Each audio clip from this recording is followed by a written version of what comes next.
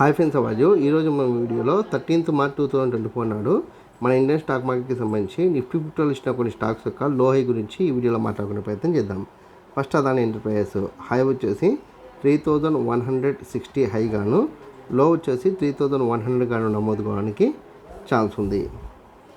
దాని తర్వాత అదాని పోర్ట్స్ విషయాన్ని పరిశీలిస్తే హై వచ్చేసి 1325 గాను, లో వచ్చేసి 1275 గాను నమోదు కావడానికి ఛాన్స్ ఉంది.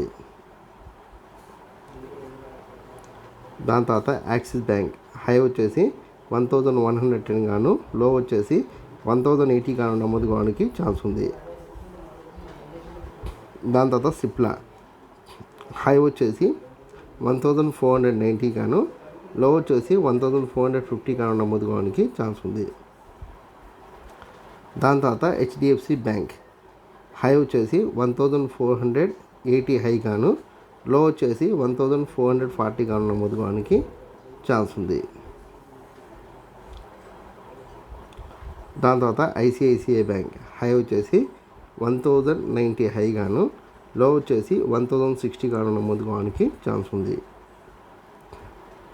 దాని తర్వాత ఇండస్ఇండ్ బ్యాంక్ హై వచ్చేసి 1560 గాను, లో వచ్చేసి 1510 గాను నమోదు కావడానికి ఛాన్స్ ఉంది. దాని తర్వాత కోటక్ బ్యాంక్ హై వచ్చేసి 1740 గాను, లో వచ్చేసి 1700 గాను నమోదు కావడానికి ఛాన్స్ ఉంది.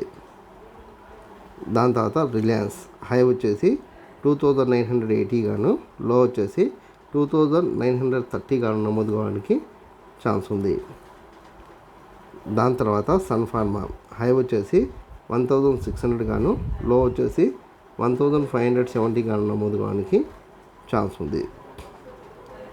దాని తర్వాత టెక్ మహీంద్రా హై వచ్చేసి 1310 గాను, లో వచ్చేసి 1280 గాను నమోదు కావడానికి ఛాన్స్ ఉంది. నేను రేఖామాతంగా కొన్ని కంపెనీలకు సంబంధించిన డేటాను చెప్పే ప్రయత్నం చేసిన. మీకు ఏదైనా కంపెనీ పట్ల ఆసక్తి ఉంటే కామెంట్ సెక్షన్లో కామెంట్ చేస్తే దానికి సంబంధించిన పూర్తి వివరాలు అందించే ప్రయత్నం నేను చేస్తాను. ఈ వీడియో కనుక మీకు నచ్చినట్లయితే లైక్ చేయండి, కామెంట్ చేయండి, షేర్ చేయండి. ఛానల్ని మటుకు ఖచ్చితంగా సబ్స్క్రైబ్ చేసుకోండి. జై హింద్, వందే మాతరం.